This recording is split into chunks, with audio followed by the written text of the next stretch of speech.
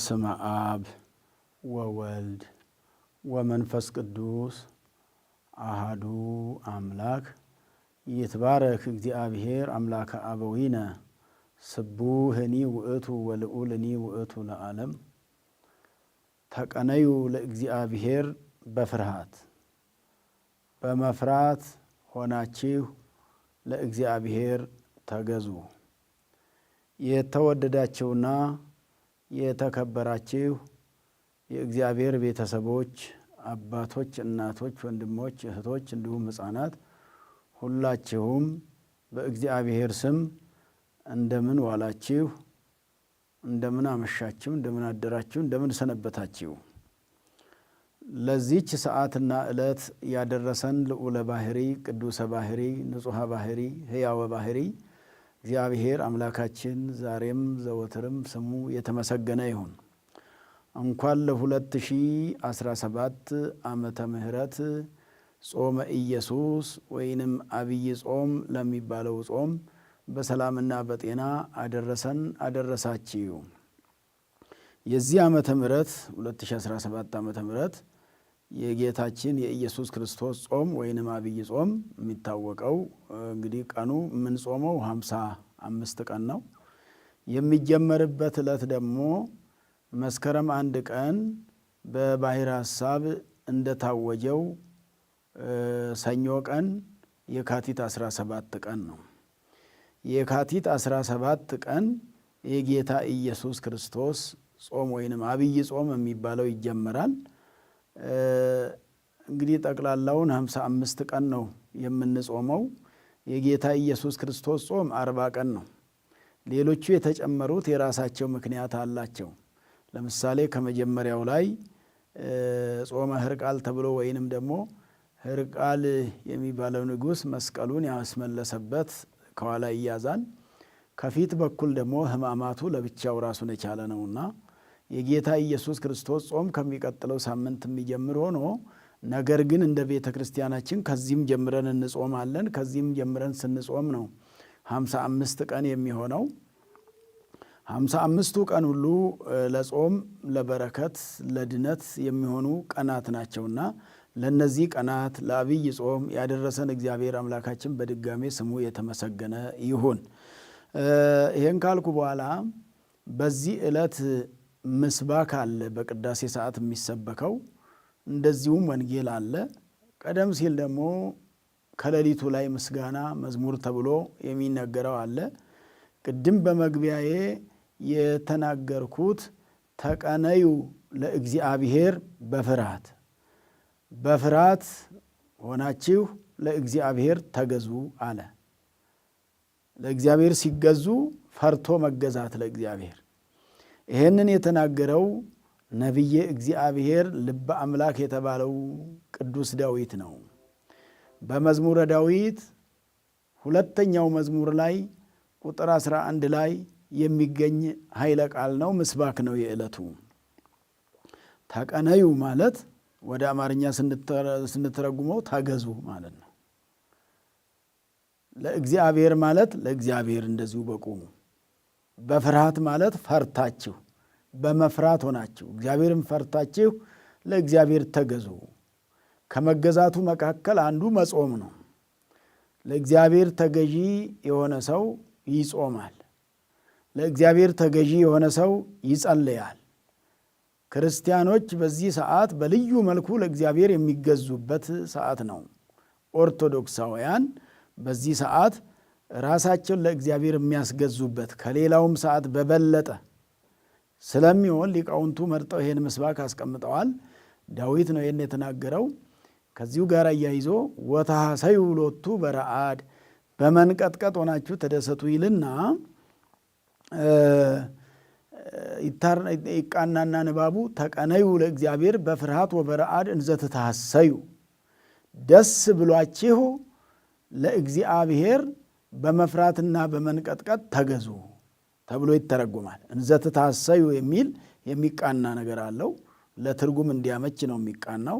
ወተሐሰዩ ያለው እንዘ ትታሰዩ ይልና በመደሰት እናንተ ሰዎች፣ እናንተ ክርስቲያኖች፣ እናንተ ጸዋሚያን፣ እናንተ አገልጋዮች የምናገለግለውን ሁሉ፣ የምንጾመውን ሁሉ፣ የምንጸለየውን ሁሉ፣ የምንሰግደውን ሁሉ፣ የምናስቀድሰውን ሁሉ፣ የምንቀደሰውን ሁሉ ምን አለ ዳዊት? አስቀድሞ የክርስቲያኖች ነገር ተገልጾለት ታይቶት ሁሉ ነገር እስከ ዕለተ ምጽአት የሚሆነው ሁሉ ለነቢየ እግዚአብሔር ለቅዱስ ዳዊት ተገልጾለት ነበርና ምንም የተሰወረው ነገር ስላልነበረ የኛ ዛሬ ለእግዚአብሔር መገዛት፣ የኛ ዛሬ መጾም፣ የኛ ዛሬ መጸለይ ተገልጾለት ነውና እንዲህ የተናገረው ምን ተብሎ ተተረጎመ? ደስ ብሏችሁ በመፍራት በመንቀጥቀጥ ሆናችሁ ለእግዚአብሔር ተገዙ። ለእግዚአብሔር ስንገዛ በፍርሃት ነው፣ በመደሰት ነው። እንዘ ትታሰዩ ማለት ደስ ብሏችሁ ዋጋ የሚያሰጥ መገዛት ስለሆነ ተገደን ሳይሆን ወደን ስለሆነ የምንገዛው ለእግዚአብሔር ደስ ሳይሰኙ ለእግዚአብሔር መገዛት ዋጋ አያሰጥም። ለዛ ነው ደስ ብላችሁ ለእግዚአብሔር ተገዙ፣ በመፍራት በመንቀጥቀጥ። በመፍራት ሆናችሁ ለእግዚአብሔር እየተንቀጠቀጣችሁ ወደ ቤተ እግዚአብሔር ስትገቡ ፈርታችሁ ተንቀጥቅጣችሁ እግዚአብሔር ፊት ነው የምቆመው ብላችሁ፣ የምጾመው በእግዚአብሔር ፊት ነው ብላችሁ፣ የምጸልየው በእግዚአብሔር ፊት ነው ብላችሁ እየፈራችሁ እየተንቀጠቀጣችሁ ይህን ሁሉ ስታደርጉ ግን ደስ እየተሰኛችሁ ደስ እያላችሁ። ምክንያቱም ደስ ብሎን ካልጾምን ዋጋ አያሰጠንምና ጾሙ መጣልን ብለን ስንጾመው ነው ሕይወት የሚሆነን። መጣብን ብለን ከጾምነው ግን ሕይወት አይሆነንም ማለት ነው። ጾም መጣ ብሎ በመጨነቅ ጾም መጣ ብሎ ቅበላ ነው ብሎ ብዙ በመብላት አይደለምና ጾምን ስንጾም መጣልን ሕይወት የምናገኝበት፣ ነፍሳችን የምታርፍበት፣ እግዚአብሔር ጋር የምንገናኝበት፣ ከዓለም ኃጢአት የምንለይበት፣ ከበደል ተለይተን እግዚአብሔር ጋር የምንኖርበት፣ አዳራችንን ሰዓታት ከእግዚአብሔር ጋር የምናድርበት፣ ውሎውን ጾመ ድጓውን እያልን እያዜምን እየጸለይን ከእግዚአብሔር ጋር የምንኖርበት፣ ቅዳሴውን ስናስቀድስ የምንውልበት፣ ማታ የሰርክ ጉባኤ የምንከታተልበት፣ መሐረና አብ ምህላ የምንሰማበት የምንጸልይበት ሰዓት ደረሰ።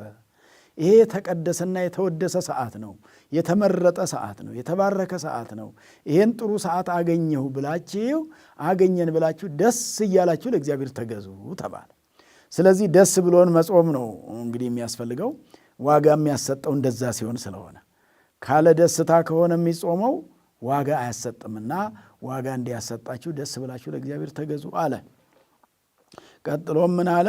አጽንዕዋ ለጥበብ ከመ ኢይትመዓ እግዚአብሔር ወይትታጎሉ እምፍኖተ ጽድቅ ይላል ወደ ላይ ምስባኩ እዛ ባይደርስም አጽንዕዋ ለጥበብ ከመ ኢይትመዓ እግዚአብሔር፣ እግዚአብሔር እንዳይቆጣባችሁ እንዳይፈርድባችሁ፣ እግዚአብሔር እንዳይፈርድባችሁ ምን አድርጉ አለ?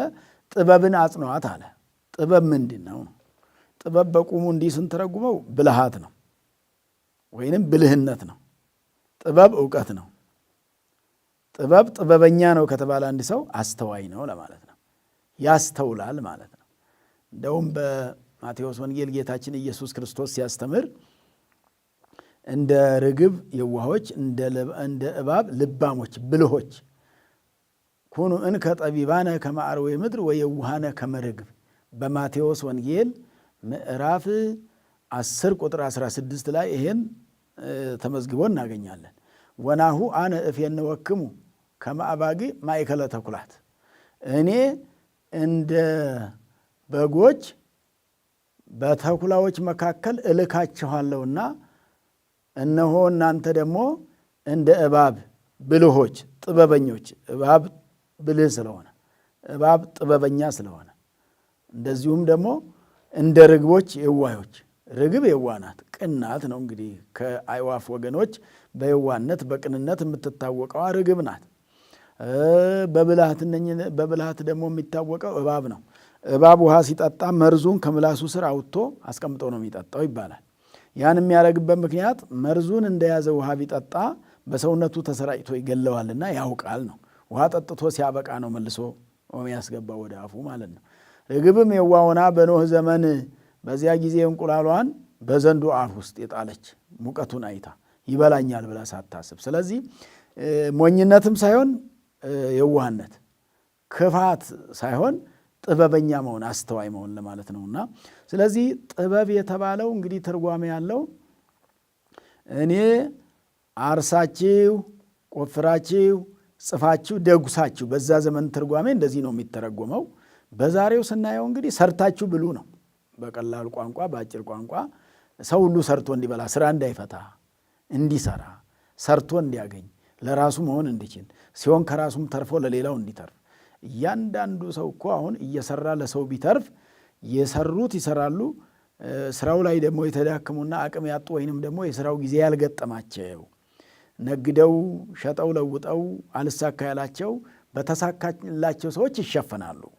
በእርሻው መንገድ ሲሄድ ማሳው አጋጣሚ ሳይዝላቸው ቢቀር በደንብ የሰሩና በደንብ ያዘመሩ አዝመራውን በደንብ የሰበሰቡ ለነዛ ቢተርፉ ረሃብተኛ አይኖርም ማለት ነው። እና ሰርታችሁ ብሉ ማለትን ያመለክታል። ይሄ ጥበብ የተባለው ሰርታችሁ ብሉ አለ። ከመ ኢይትማ እግዚአብሔር ሰርታችሁ ብሉ ብዬ እጅ እግር ሰጥቻችሁ ጊዜ ሰጥቻችሁ ምድሪቱን ሰጥቻችሁ ነበረ። እናንተ ግን አልተጠቀማችሁበትም። በእጃችሁም በእግራችሁም በዓይናችሁም በጆሮአችሁም በአይምሯችሁም በተሰጣችሁ ሙሉ አካል ተጠቅማችሁ ሰርታችሁበት አልበላችሁምና ብሎ ከመ ኢይትማ በረሃብ እንዳይቀጣችሁ ይላል። በረሃብ እንዳይፈርድባችሁ። መጨረሻው ፍርዱ የረሃብ ፍርድ ነው የሚሆነው። ምክንያቱም በተሰጠው እጅ ሰርቶ የማይበላ ከሆነ የማይጽፍበት ከሆነ በዓይኑ አይቶ የማያነብበት ከሆነ ዛሬ እንግዲህ በንግድም ዓለም ከሆነ እጅ እግር ያስፈልጋል፣ አይምሮ ያስፈልጋል፣ ዓይን ያስፈልጋል። በዚህ መንገድ እንድትሰሩበት ጊዜውን የሰጠኋችሁ እኔ ነኝና ሰርታችሁ እኔ እንድባርክላችሁ ካላረጋችሁ አለ። ከመ ኢይትማ አለ ዳዊት ሲናገር። ዳዊት እንዲህ አለ፣ እግዚአብሔር በረሃብ እንዳይፈርድባችሁ ሰርታችሁ ብሉ። ሰርታችሁ ብሉ ብዬ ሙሉ አካል ሰጥቼ እንዲሰሩ አድርጌ ጊዜ ሰጥቼ ጤና ሰጥቼ አልሰሩበትም ብሎ ባልሰራችሁበት እጃችሁ ምክንያት ባልሰራው ሰውነታችሁ ምክንያት በረሃብ እንዳይፈረድባችሁ ብሎ በዚህ ይተረጎማል ነው። ይሄ ጥበብ የተባለ ጥበብን አጽኖ የተባለ ብዙ ትርጉሞች አሉት። ሌላም ትርጉም አለው። ወደ ሃይማኖት ይመልስና አሁን ይሄ የሥራ ጉዳይ ነው። በስራም እግዚአብሔር በስጋም ሰርተን እንድንበላ የፈቀደው እግዚአብሔር ነው፣ ያዘዘው እግዚአብሔር ነው። እውነተኞች ሰዎች ሰርተው ነው የሚበሉት። እውነተኛ ያልሆነ ሰው ደግሞ እንግዲህ ወይ አጭበርብሮ ሊበላ ይችላል፣ ቀምቶ ሊበላ ይችላል፣ በተለያየ ነገር ሊበላ ይችላል። ስለበላ ብቻ ትክክለኛ አበላል ወይንም ደግሞ በትክክል አገኘ መባል አይችልምና የሚያረጋጋ መብልም የሚያረጋጋ ኑሮም ተለፍቶ የተገኘ ሲሆን ነው። ተሰርቶ ካልተገኘ ተለፍቶ ካልተገኘ ሁልጊዜ እንደተባነነ ሁልጊዜ እንደተፈራ ቀኑ ጭንቀት ሌሊቱ ጭንቀት እየሆነ ገንዘብም ደግሞ በተለያየ ምክንያት በማይገባ መልኩ ከመጣ አያረጋጋም። ሳይለፋበት የመጣ መረጋጋትን አይሰጥም። ካልተረጋጉበት ደግሞ ማግኘቱ ከንቱ ነው ማለት ዋጋ የለውም ማለት። ተገኘ እንጂ ሰላሙ አልተገኘም ማለት። ገንዘቡ ተገኘ እንጂ መረጋጋቱ አልተገኘም ማለት። ገንዘቡ ተገኘ እንጂ ጤናው አልተገኘም ማለት። ይሄ ማለት የገንዘቡ አመጣጥ በልፋት ካልመጣ ይሄን ያስከትላልና፣ ስለዚህ መተርጉማን አባቶቻችን ሲተረጉሙ ሰርታችሁ ብሉ ማለቱ ነው። እግዚአብሔር ሰርቶ መብላት ብልህነት ነው፣ ሳይሰሩ መብላት ሞኝነት ነው። የሌላውን አካል ሌላው የለፋበትን መቀማት ሞኝነት ነው እንጂ ጥቅም የለውም ለማለት ነው። ሌላው ወደ ሃይማኖት ይመለስና ጥበብ የተባለ ኢታምልክ የሚል በኦሪቱ 10 ትእዛዛትን እግዚአብሔር ለሰዎች ሰጥቷል። በኦሪት ዘጸአት ምዕራፍ 20 ላይ ስታነቡት የመጀመሪያው የሚለው ከኔ በስተቀር ሌላ አምላክ አታምልክ የሚል ነው። እግዚአብሔር ለእስራኤል ዘሥጋ የሰጣቸው ከኔ በስተቀር ሌላ አምላክ በሰማይም በምድርም አምላክ አይኑርህ፣ ከአራዊት ወገንም ከእንስሳት ወገንም ከሰው ወገንም ከየትኛውም በሰማይ ካሉት ፀሐይ፣ ጨረቃ፣ ከዋክብት በምድር ካሉት እጽዋት፣ ከአዝሪት፣ ከአትክልት፣ ከእንስሳት፣ ከአራዊት የምታመልከው ሌላ ምንም አይኑርህ አለ። ለአምልኮት አንድ እኔ ብቻ ነኝ የምሆነ አለው። ሌላው የምትገለገልበት ነው አለ። ሌላው የምትጠቀምበት ነው አለና ኢታምልክን አጽንታችሁ ያዙ ነው። አምልኮተ እግዚአብሔር ጥበብ ነው። እግዚአብሔርን በትክክል የሚያመልክ ሰው ጥበብ አለው ማለት ጥበበኛ ነው ማለት አስተዋይ ነው ማለት ነው። ጥበብ ማስተዋል ስለሆነ የእግዚአብሔርን ፈጣሪነት በትክክል የተረዳ ነው ማለት ነው። እንደዚህ አይነት ሰው የእግዚአብሔርን ፈጣሪነት፣ መጋቢነት፣ ቅድመ ዓለም የነበረ አሁን በማይከል ዓለም ያለ ዓለምን አሳልፎ የሚኖር ይሄን ተረድቷል ማለት ነው። ስለዚህ ይሄን ጥበብ ይሄን አምልኮተ እግዚአብሔር ጥበብ ነውና ከአምልኮተ እግዚአብሔር ወዴትም ፈቀቅ አትበሉ ነው። ከያዛችሁት እምነታችሁ አትልቀቁ፣ አትውጡ ነው። ስለዚህ ሁለተኛው ትርጉም ምንድን ነው? እምነትን አጽንታችሁ ያዙ ለማለት ነው። ይታምልክ ብሎ ተቀመጠ። ይታምልክ ማለት እምነታችሁን ሃይማኖታችሁን አጽንታችሁ ይዛችሁ ኑሩ ነው። ከዛ ከመ ኢይጥማ እግዚአብሔር እንግዲህ 9ኙንም ሕገጋት አጥብቃችሁ ያዙ ነው። ከ9ኙ ሕገጋትም አትውጡ። ወኢትታጎሉ እምፍኖተ ጽድቅ ከእውነት መንገድ አትውጡ ማለት ከሕገ እግዚአብሔር አትውጡ ነው። ከሕገጋተ እግዚአብሔር በብሉይ ከተሰጧችሁ ከ10ሩ ትእዛዛተ ኦሪትና ከ6ቱ ቃላተ ወንጌል ከሃይማኖታችሁ እግዚአብሔር ከሰጣችሁ ሃይማኖት አትውጡ።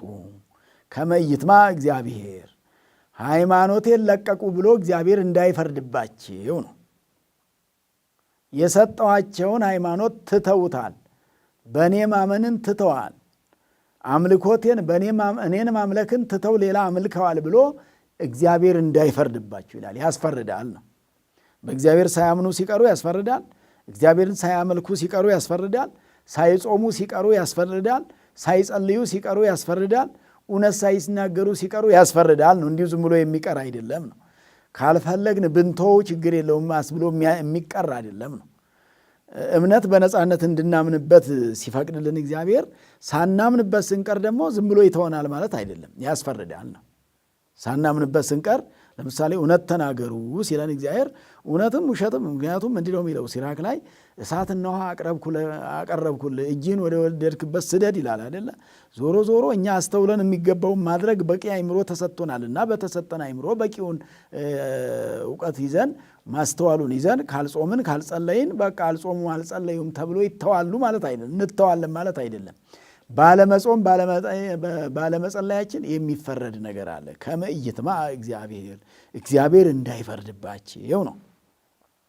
እንዳይፈርድባችሁ ምንን ያዙ አለ? አምልኮተ እግዚአብሔርን ያዙ። ሁለተኛው ይሄ ነው። ሶስተኛው አንድምታና ማብራሪያው ደግሞ ወንጌልን ያዙ ነው። ጥበብ የተባለችዋ ወንጌል ናት። ሶስተኛው እሱ ነው። አጽንዕዋ ለጥበብ ጥበብ ወንጌልን አጽንታችሁ ያዟት፣ ተማሯት፣ ስሟት፣ አዳምጧት። አንዳንድ ጊዜ እኛ አሁን ወንጌልን እንደ የልማድ ነገር አድርገነው የመሰላቸት ነገር፣ እንዳውም እኮ ወንጌል በእውነት ከመስበክ መሰበክ ይሻላል። እየተሰበኩ መኖር እኮ በጣም መታደል እኮ ነው። ታዲያ ለዚህ እዝነ ልቡናን ከፍቶ መከታተል ነው። አስተማሪው ማንም ይሁን ምንም ይሁን የሚጠግበውን ነገር የሚነግረን ከሆነ ማንኛውም አስተማሪ ነው። ከሃይማኖት ያልወጣ በሃይማኖታችን ያለው መንገድ በትክክል የሚነግረን ከሆነ እሱን መውሰድ ነው። ስለዚህ ወንጌልን አጥብቃችሁ ያዙ ነው። ወንጌል ናት ለመንግሥተ ሰማያት የምታበቃው ነው። ወንጌል ናት ለጽድቅ የምታበቃው ነው። ወንጌል ናት ከእግዚአብሔር ጋር የምታኖረው ነው። የእግዚአብሔር ሕግ ናት ነው። ኢየሱስ ክርስቶስ ያጻፋት የመሰረታት ናት ነው። ኢየሱስ ክርስቶስ ያስተማራትን ወንጌል 4ቱ ወንጌላውያን የጻፉትን ወንጌል ከዚያም በአዲስ ኪዳን እንግዲህ እነ ቅዱስ ጳውሎስ የጻፉትን መልእክታት አሉ። እነሱም ከወንጌል እየተመደቡ የአዲስ ኪዳን ትምህርት ናቸውና የነ ቅዱስ ጴጥሮስ፣ የነ ቅዱስ ዮሐንስ፣ የነ ይሁዳም፣ የነ ያዕቆብ ጽሑፋቸው እነዚህን የአዲስ ኪዳን ጽሑፍ ወንጌል ነውና ይሄን ወንጌል ይዛችሁ ኑሩ ነው። ወኢትታጎሉ እምፍኖተ ጽድቅ አለ። ከእንትና አትውጡ።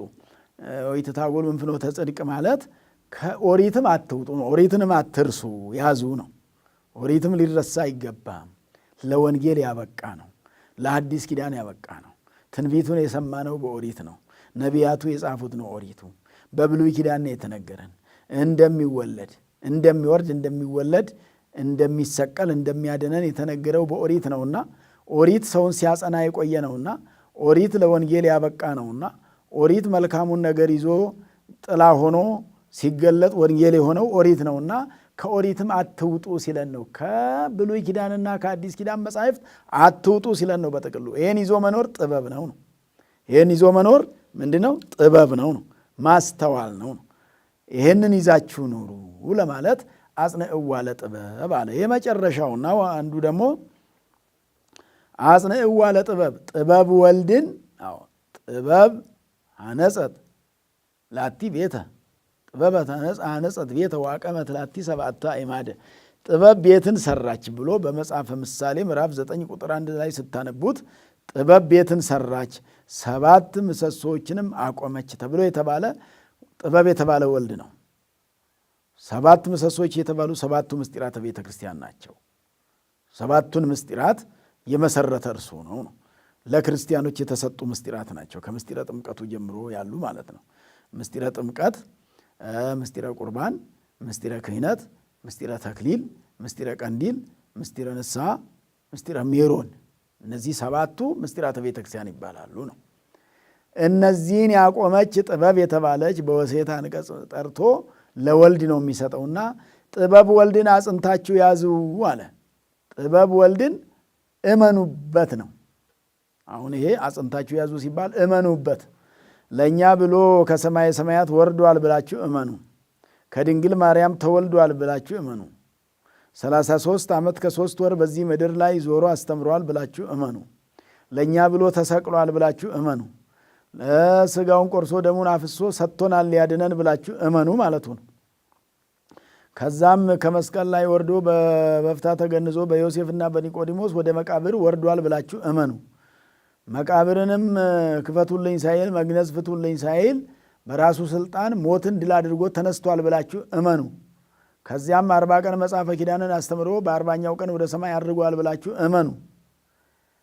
ከዚያም ዳግም ይመጣል እያላችሁ ተስፋ አድርጋችሁ አምናችሁ ኑሩ። ዳግም በሚመጣበት ጊዜ ለእያንዳንዳችን እንደየስራችን ይሰጠናል ብላችሁ አምናችሁ ኑሩ ለማለት ነው እና ወኢትታጎሉ እምፍኖተ ጽድቅ ማለት ከዓለመ መንግሥተ ሰማያት እንዳትወጡ በወልድ እመኑ። በወልድ ያላመነ ይፈረድበታል የተባለው ማለት ነው። ዘያአምን በወልድ ቦ ሕይወት ዘላለም። ቅዱስ ዮሐንስ ሲጽፍ በወልድ ሰው መሆኑን ያመነ አምኖ ስጋውን የበላ ደሙን የጠጣ ሕይወት አለው። አምኖበት ስጋውን ደሙን ያልተቀበለ ግን ይፈረድበታል ብሎ እንደተናገረው ዘያአምን በወልድ ማመኑን ይስጠን እግዚአብሔር። እንግዲህ በማመን ነው ስናምንበት ነው ሕይወት የሚሆነንና የመጨረሻው ይህ ነውና በወልድ ያመነ የዘላለም ሕይወት አለው። በወልድ እመኑ ነው። አጽንዕዋ ለጥበብ የተባለው በወልድ ወልደ አብ ወልደ ማርያም ነው ብላችሁ ከእመቤታችን ከስጋዋ ስጋ ከነፍሷ ነፍስን ነስቶ ሰው መሆኑን እመኑበት ተብሎ የተነገረው ይሄ ነውና ስለዚህ 4 ትርጉሞች ናቸው ያሉት። ሰርቶ መብላትን የሚያመለክት ነው። ከዛ ደግሞ ከዛ ሕገ ኦሪትን ማመንን ያመለከተ ነው። ከዛ ሕገ ወንጌልን ማመንን የተመለከተ ነው። ወልድ ስጋ ልጄን በስጋ ሰድጄላቸው አላመኑበትም ብሎ እንዳይፈርድባችሁ ይላል። ከመይትማ እግዚአብሔር ልጄን በስጋ ልኬላችሁ አላመናችሁበትም ብሎ እንዳይፈርድባችሁ ብሎ ዳዊት አስቀድሞ መከረን። ይህን ምክር ተቀብለን በልጁ አምነን ጾመን ጸልየን ድነት አግኝተን ለመኖር እግዚአብሔር አምላካችን ሁላችንንም ይርዳን። እንግዲህ ተቀነዩ የሚለውን አሁን ከዚህ ጋር አያይዞ እንደዚሁ ቅዱስ ያሬድም የሌሊቱ መዝሙር የዘወረደ መዝሙር ላይ ይሄን ነው የሚለው። ተቀነዩ ለእግዚአብሔር በፍርሃት ይላል። ቅድም እንዳልኩት ነው። በፍርሃት በመፍራት በመንቀጥቀጥ ሆናችሁ ደስ ብሏችሁ ለእግዚአብሔር ተገዙ ይላል። ከዛ የቅዱስ ያሬዱ ላይ መዝሙሩ ላይ ምንድን ነው የሚለው? ንጹም ጾመ ይላል። ጾምን እንጹም ወናፍቅር ቢጸነ ባልንጀራችንንም እንውደድ። ይሄ ከብዶ ያስቸገረው ይሄ ነው። ጾሙ እንኳን እየተጾመ ነው። የ55ቱ ቀን መቼም ሁሉም ሰው እየጾመው ነው።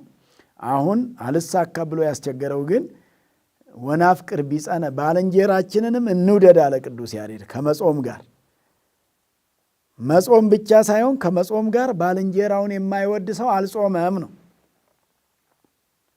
ባልደረባውን የሰውን ልጅ የማይወደው ለሰው ልጅ ፍቅር ከሌለው እንደ ጾም አይቆጠርም አለና ወናፍቅር ቢጸና አለና ወንትፋቀር በበይናቲነ እንዳውም እርስ በርሳችንም እንዋደድ። ሁሉም ሰው የሚጾመው በሙሉ ጾመኛ ሁሉ ፍቅር ያዝ። ፍቅር ከሌለው እንደ ጾመ አይቆጠርም። ከምግብ ብቻ ነው የተከለከለው፣ ከኃጢአት አልተከለከለም። ተፋቀር የተባለውን አልፈጸመም። ሕግ አፍርሷል።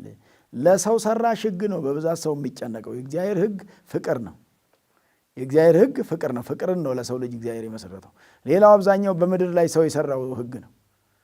እግዚአብሔር ለሰራው ሕግ መጨነቅ ሲገባ ለሰዎች ሕግ ነው በብዛት ሰው የሚጨነቀውና በምድር ላይ ሕግን ጠብቆ መኖር እሰየው መልካም፣ ለመኖር ሕጋዊ ሰው ለመሆን ይረዳል። ከዛ ባሻገር ግን በበለጠው ፍቅረ እግዚአብሔርና ፍቅረ ቢጽን ይዞ መኖር፣ እግዚአብሔርን መውደድና ሰውን መውደድን ይዞ ከኖረ እውነተኛ ጾም ይሆናል ማለት ነው። ስለዚህ ከመዝሙሩ ላይ የምንወስደው እንደው የያዙት ክርስቲያኖች እንጹም አለና ከመጾም ጋር የሚያስፈልገን ነገር አለ አለ ቅዱስ ያሬድ። ፍቅር ያስፈልጋል። ፍቅር ከሌለበት ጾም አይሆንም። ከምግብ ተለይቶ መቆየት ነው የሚሆነው። እግዚአብሔር የማይወደው ጾም ነው የሚሆነው። ኢሳይያስ በትንቢቱ ላይ እንደተናገረው 56 ላይ እግዚአብሔር የሚወደው ጾም 58 ላይ እግዚአብሔር የሚወደው ጾም የቱ ነው? እግዚአብሔርን የሚያስደስት ጾም። ያ የምንጾመው ለራሳችን አይደለም፣ ለእግዚአብሔር እኮ አይደለም የምንጾመው ለራሳችን ነው።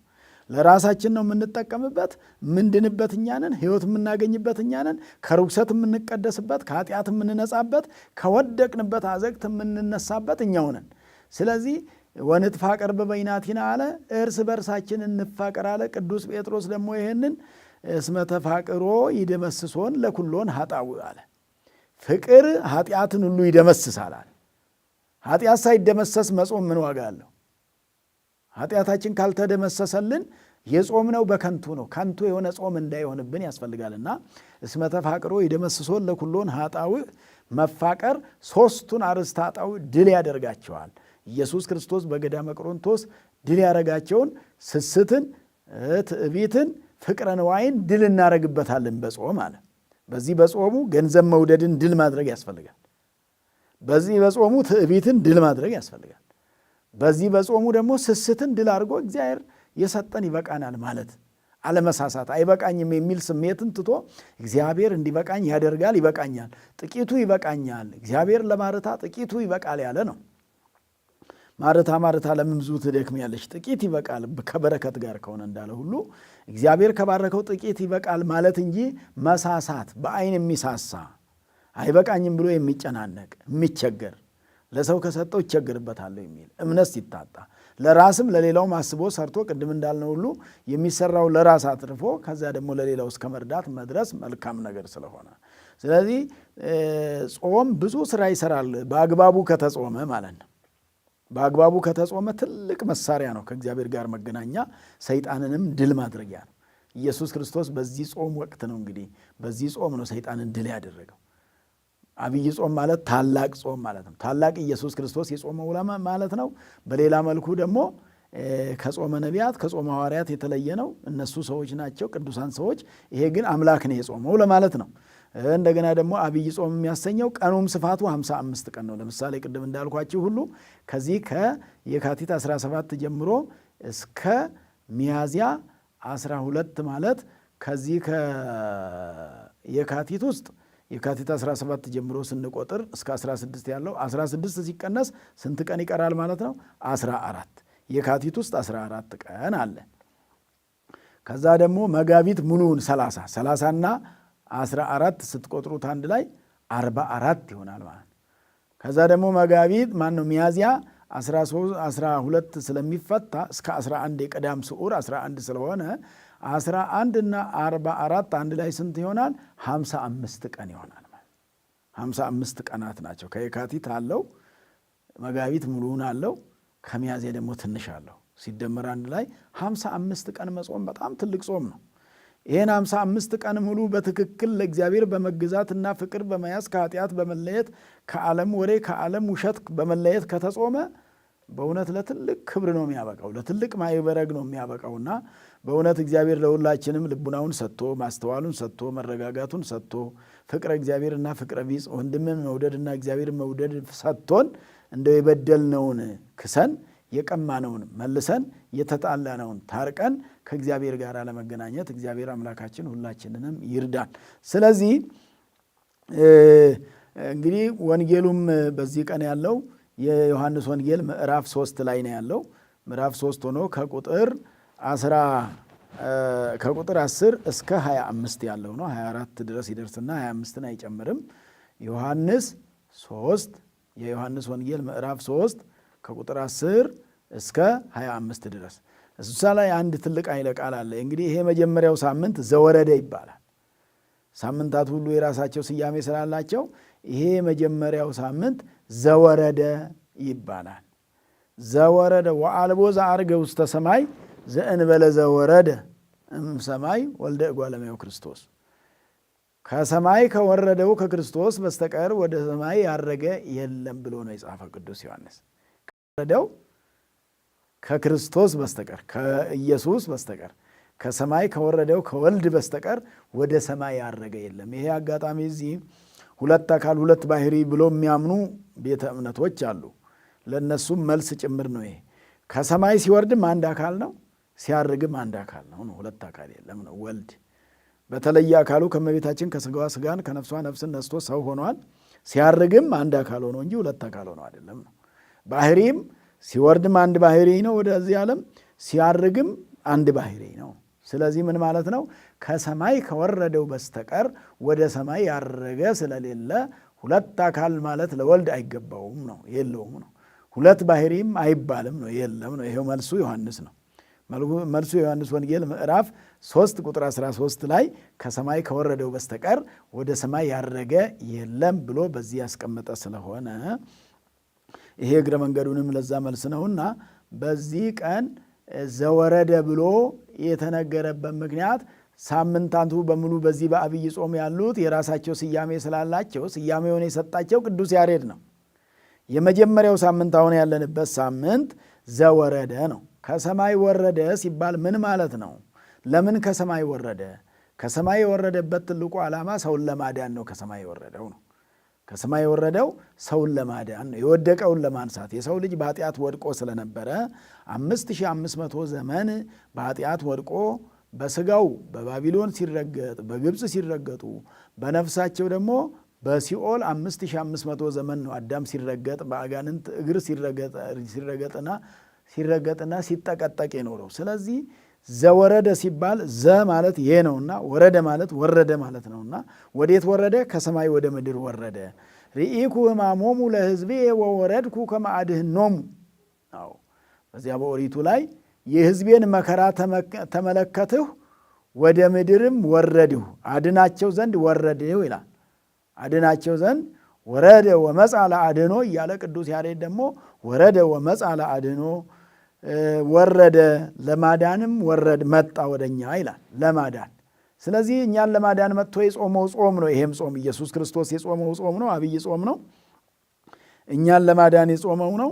በዚህ ላይ ጾመ ሕርቃል ተብሎ ይሄ የመጀመሪያ ሳምንት ዘወረደ የሚባለው ሕርቃል መስቀለ ክርስቶስን በሚመልስበት ጊዜ ፈርቶ ተቸግሮ ሲኖር የነበሩ ምእመናን እኛ ሰው የገደለ ነፍስ የገደለ ዕድሜ ልክ ይጹም የሚል ስርዓት ነበረና እኔ ይህም መስቀል ሳስመልስ ስዋጋ ነፍስ በእጄ ቢወድቅ ዕድሜ ልክ ልጾም ነው ሲል፣ ክርስቲያኖች ደግሞ እኛ ተከፋፍለን እንጾምልሃለን ብለውት ተከፋፍለው ጾመውለታል። ያ በዛ በመስቀሉ መገኘት ምክንያት የተጾመው ጾም ተይዞ ዝም ብሎ እንዳይቀር የኢትዮጵያ ኦርቶዶክስ ተዋሕዶ ቤተክርስቲያናችን ሊቃውንት ከአብይ ጾም ጋር አስጠግተውት የመጀመሪያው ሳምንት ይሄ ጾም ይጾማል፣ ዘወረደ ይባላል እንደ መጀመሪያ ሳምንትነቱ። እንደገና ደግሞ ከሕርቃል ጋር የተያያዘ ከመስቀልም ጋር የተያያዘ ነገር ስላለው ጾመ ሕርቃልም ተብሎ የመጀመሪያው ሳምንት ይጾማልና ስለዚህ አምላካችን መድኃኒታችን ኢየሱስ ክርስቶስ ለዚህ ለ2017 ዓመተ ምህረት ጾም እንኳን በሰላም በጤና አደረሰን አደረሳችሁ እያልኩኝ ስንጾም ስንጸልይ ስናስቀድስ እንግዲህ በውስጡ ያለውን ቅድም የተናገርኩትን ፍቅር በውስጡ ካልተያዘ በስተቀር ስትጾሙ እንደ ግብዞች አትሁኑ ተብሎ ተነግሮናል። ግብዞቹ ማስመሰሉን ነው እንጂ መጾሙን አይጾሙትን ያስመስሉታል፣ ጾመኛ ይመስላሉ። ይሄ ግብዞች የተባሉ ጸሐፍትና ፈሪሳውያን በጾም ተወቅሰዋል።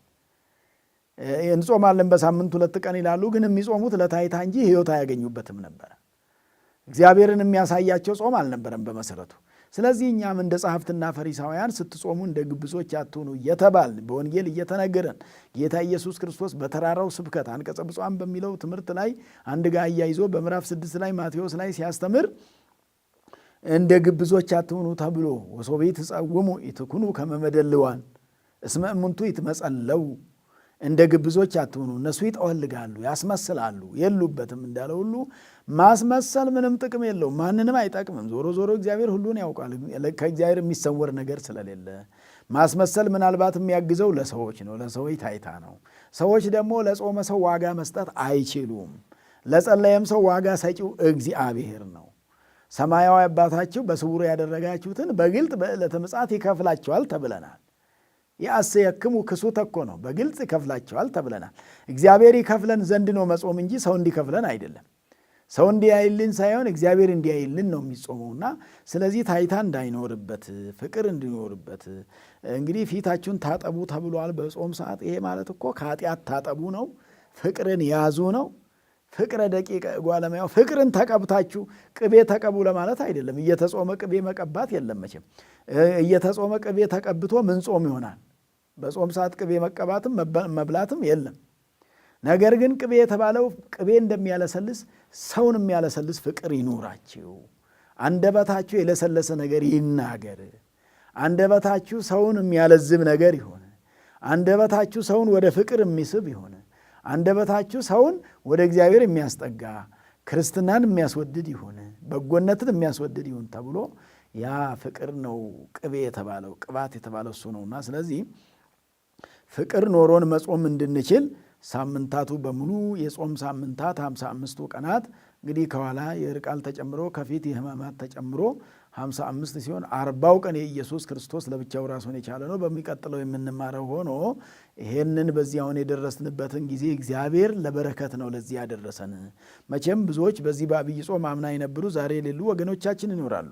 እነሱን እግዚአብሔር ወዷቸው፣ እኛ ደግሞ ኃጢአታችን በዝቶ ከነ ኃጢአታችን እንድንወድቅ ስላልፈለገ ከነ ኃጢአታችን እንድንሞት ስላልፈለገ እግዚአብሔር ጊዜውን ሰጥቶ ምሕረቱን ቸርነቱን አብዝቶ እኔና እናንተን ለንስሐ አዘጋጅቶን ይድኑበታል፣ ንስሐ ይገቡበታል፣ በትክክል ይቆርቡበታል፣ ሕይወት ያገኙበታል ብሎ ጊዜው ተሰጥቶናልና የተሰጠንን የንስሐ ጊዜ ግን ሳንጠቀምበት እንዳንቀር፣ የበዘልማድ ጾም ጾመን እንዳንቀር፣ የልምድ ጾም ጾመን እንዳንቀር፣ ፍቅር የሌለበትና ቅንነት፣ በጎነት ከኃጢአት መለየት የሌለበት ጾም እንዳይሆን እውነተኛ ጾም ያስፈልጋልና የት ነው የጾማችሁ ጾም ተብሎ ወደ መጨረሻ ስንጠየቅ ከመይትማ እግዚአብሔር የሚያስፈርድ ጾም እንዳይሆን ያስፈልጋል።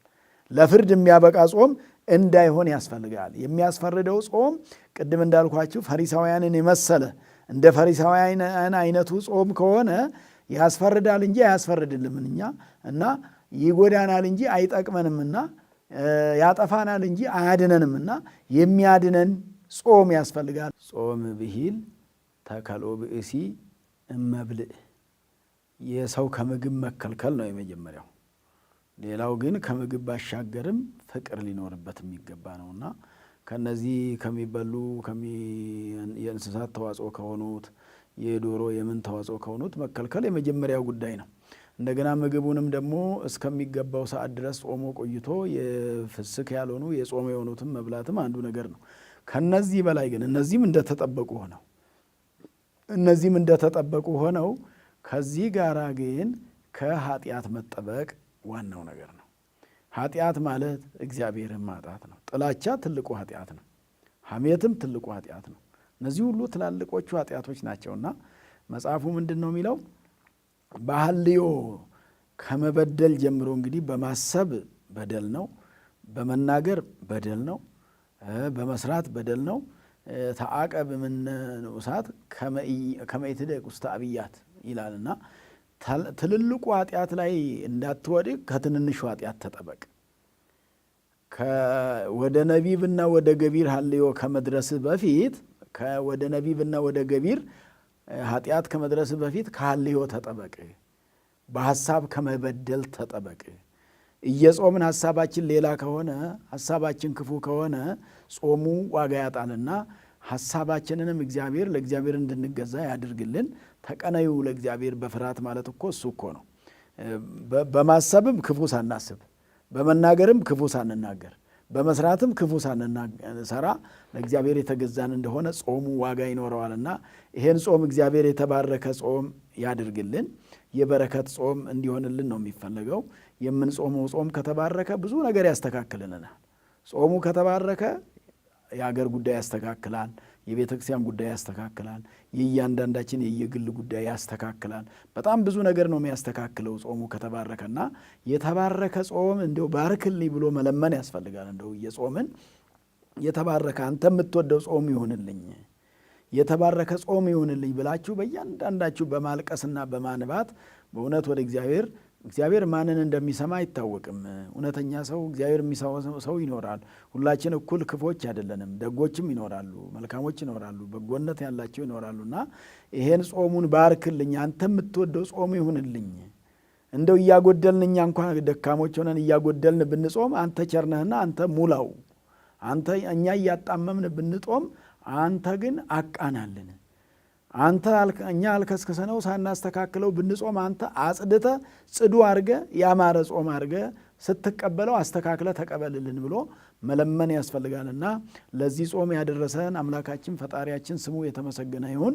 ጾመ ኢየሱስ ነው እንግዲህ የሚባለው። ከሚቀጥለው ሳምንት 40 ቀን የኢየሱስ ጾም ነው። ኢየሱስ ክርስቶስ ከተጠመቀ በኋላ ሳይውል ሳያድር ወደ ገዳመ ቆሮንቶስ ሄዶ የጾመው ነው። በሚቀጥለው ሳምንት የምንማረው ሆኖ ዛሬ የዘወረደን በዚህ መልክ እንድናይ ለማለት ነው።